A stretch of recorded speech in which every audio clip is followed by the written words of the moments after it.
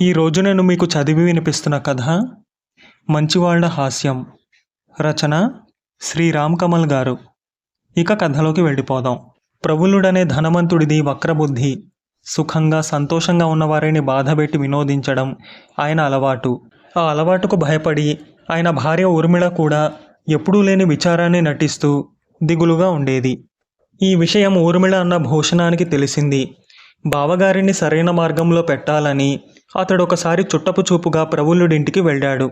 ప్రబుల్లుడు భూషణాన్ని అభిమానంగా ఆహ్వానించి తాను ఎవరిని ఎలా బాధపెట్టింది చెప్పి గలగలా నవ్వాడు. భూషణం ఆయన చెప్పేదంతా విని, నువ్వు చెప్పేది వింటూ ఉంటే నాకు నవ్వు రావడం లేదు సరికదా, ఎంతో దిగులుగా ఉంది. మరి నువ్వెందుకు నవ్వుతున్నట్టు అన్నాడు. హాస్యాన్ని వినోదించడం ఒక కళ, అది అందరికీ అబ్బదు. రేపు సభకురా, ఇప్పుడు నేను చెప్పిన కథలకు సభికులందరూ ఎలా నవ్వుతారో చూద్దువు గాని అన్నాడు ప్రబుల్లుడు. మర్నాడు సభలో ఆయన చెప్పిన కథలకు నిజంగానే సభికులందరూ వెరగబడి నవ్వారు. భూషణం ఆశ్చర్యపడి ఇంటికి తిరిగి వచ్చాక ఊర్మిళను కారణం అడిగాడు. ఊర్మిళ నిట్టూర్చి, నవ్వకేం చేస్తారు, నవ్వని వారికి కొరడా దెబ్బల శిక్ష ఉంటుంది కదా అన్నది.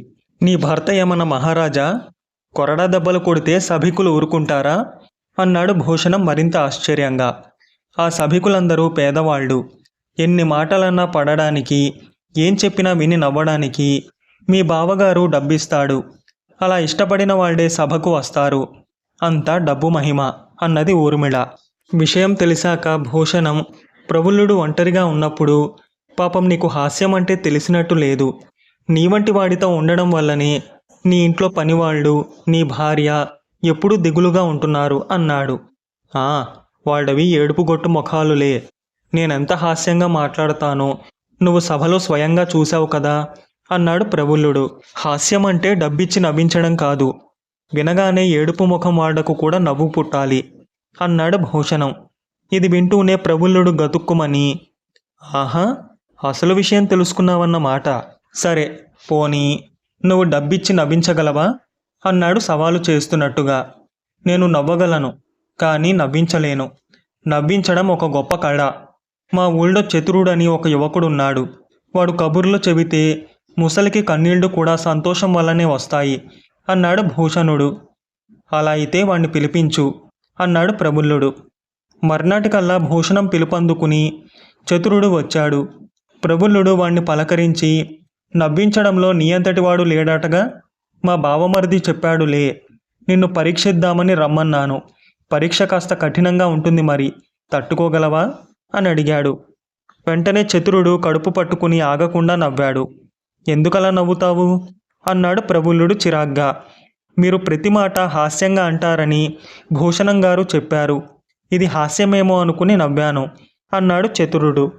ఏమో అనుకుని నవ్వడం ఏమిటి, నీకు హాస్యం అర్థం కాదా అన్నాడు ప్రబుల్లుడు.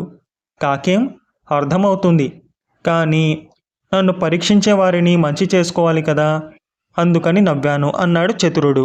ఈ మాటలు వింటూ భూషణం ఊర్మిళ మాత్రమే కాక అక్కడ ఉన్న ఇద్దరు పనివాళ్ళు కూడా నవ్వడంతో ప్రబుల్లుడు చిరాకుపడి, అర్థం లేని మాటలకు నవ్వారంటే కొరడా దెబ్బలు పడతాయి, జాగ్రత్త అన్నాడు. వెంటనే భూషణం, బావా రేపు సభ ఏర్పాటు చెయ్యి, చతురుడి మాటలకు నవ్వని వాళ్లకు డబ్బిస్తాను, నవ్విన వాళ్లను కొరడా దెబ్బలతో శిక్షిస్తాను, అయినా చతురుడు అందరినీ నవ్విస్తాడు, ఇది నా పందెం అన్నాడు. ఇందుకు ప్రబుల్లుడు ఆశ్చర్యపడి సరేనన్నాడు. అప్పుడు చతురుడు, అయ్యా నాదొక మనవి, హాస్యం కోసం నేను అక్కడ ఏమేమో అంటాను, నేనేమన్నా మీరు మాత్రం మాట్లాడకూడదు అంటూ తన షరతు చెప్పాడు. ప్రబుల్లుడు అందుకు అంగీకరించి మరునాడు సభ ఏర్పాటు చేశాడు. పందెం సంగతి తెలియడం వల్ల సభకు ఎప్పటికంటే ఎక్కువగా జనం వచ్చారు. చతురుడు సభికులందరి ముందు నిలబడి, అయ్యలారా, భగవంతుడు నాకు నవ్వించే శక్తినిచ్చాడు, నవ్వు సంతోషం వల్ల వస్తుందంటారు, సంతోషమే సగం బలమని సామెత, అంటే మనిషికి సగం బలం నవ్వులో ఉందన్నమాట. అయితే నవ్వు 4 విధాల చేటన్న సామెత కూడా ఉంది. మీ అందరికీ నవ్వు కనీసం 2 విధాల చేటు. 1, వచ్చే డబ్బులు పోతాయి, 2, కొరడా దెబ్బల శిక్ష, అంటే నా నవ్వు చివరకు మిమ్మల్ని ఏడిపిస్తుంది, నవ్వించి ఏడిపించడం నాకు ఇష్టం ఉండదు, ఇంతమందిని ఏడిపించడానికి బదులు నేనొక్కడిని ఆడవడం మంచిది కదా, మిమ్మల్ని నవ్వించనందుకు మీరెందరున్నారో అన్ని కొరడా దెబ్బలు నేను తినాలి. మీలో ఒకరు ముందుకు వచ్చి సభికులను లక్క పెట్టండి అన్నాడు. చతురుడిలా అంటాడని తెలియని ప్రబుల్లుడు తెల్లబోయాడు. సభలో సుమారు 200 మందైనా ఉంటారు. వాళ్ళలో కొందరిని నవ్వించిన చతురుడికి కొన్ని కొరడా దెబ్బలు తప్పేవి. వాడలా ఎందుకు చేశాడా అని ఆలోచనలో పడ్డాడు ప్రబుల్లుడు. అయితే అంతలో ఆయన ఊహించని విచిత్రం జరిగింది. సభలో చిన్న కలకలం పుట్టి గుసగుసలు ప్రారంభమయ్యాయి. ఉన్నట్లుండి మూక ఉమ్మడిగా సభికులంతా నవ్వసాగారు. కొంతసేపు సభ వారి నవ్వులతో ప్రతిధ్వనించిపోయింది. అప్పుడు చతురుడు ఆశ్చర్యంగా సభికుల వంక చూసి, అయ్యలారా, నేనింకా హాస్యోక్తులు ప్రారంభించనే లేదు. మీరెందుకు నవ్వినట్టు అని అడిగాడు. సభికులలో ఒకడు లేచి నిలబడి, మేము నవ్వితే అందరికీ తలా ఒక కొరడా దెబ్బ పడుతుంది. ఆ మాత్రం శిక్ష మేం భరించగలం. మీలాంటి ఒక్క మనిషి అన్ని కొరడా దెబ్బలు తింటూ ఉంటే చూస్తూ భరించలేం. అందుకే నవ్వాం. మా నవ్వు నిన్ను దెబ్బల బారి నుంచి రక్షిస్తుందంటే అదే మాకు తృప్తి అన్నాడు. ఇది విని ప్రబుల్లుడు తెల్లబోయాడు. ఈలోగా చతురుడు సభికులతో, మనిషిలో ఉండే మానవత్వం డబ్బుకు లొంగదు, శిక్షకు భయపడదు. ఇది తెలియజెప్పాలని నేను ముందు మీతో అలా అన్నాను తప్పితే మీ ప్రబుల్లుడిలోనూ బోలెడు మానవత్వం ఉంది. ఆయన నన్ను శిక్షించడం అబద్ధం, మిమ్మల్ని శిక్షించడం మాత్రం నిజం. మీకు ఒక్క కొరడా దెబ్బను తట్టుకునే శక్తి ఉందని నాకిప్పుడు తెలిసింది. కాబట్టి ఇక ఏమాత్రం సందేహించకుండా హాస్యోక్తులు ప్రారంభిస్తాను అన్నాడు. అబద్ధం, సభికులు నవ్వకపోతే చతురుణ్ణి శిక్షించి తీరుతాను అంటూ ప్రబుల్లుడు ఆవేశంగా అనబోతూ ఉంటే భూషణం వారించి, బావా, అతడేమన్నా నువ్వు మాట్లాడకూడదన్న అతని షరతును మర్చిపోయావా? అయినా సభికులందరూ ఎప్పుడో నవ్వారు అన్నాడు. ప్రబుల్లుడు మరి మాట్లాడలేకపోయాడు. అప్పుడు చతురుడు సభికులకు ప్రబుల్లుడి కథని హాస్యంగా చెప్పడం మొదలుపెట్టాడు. అంతా ఆయనను ముఖం మీద ఏమంటారో అదే నిజమని నమ్ముతాడట. దేవుడు ప్రత్యక్షమై వరమిస్తానంటే తనను ఎరిగిన వాళ్ళందరూ తనకేం జరగాలని కోరుకుంటే అదే జరగాలని కోరాడట.